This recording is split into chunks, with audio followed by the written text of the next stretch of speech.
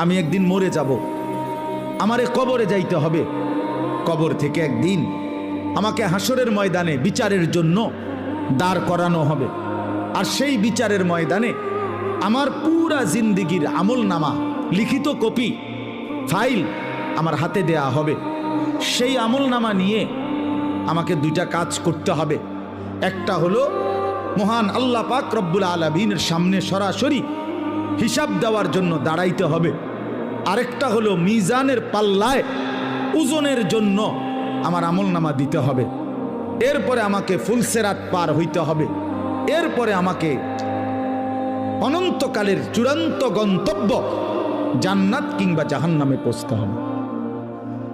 এই এতটুকু স্টেজ, মৃত্যু, কবর, হাসরের ময়দান, আমলনামা হাতে নেওয়া, আল্লাহ পাকের মুখোমুখি হওয়া, মিজানের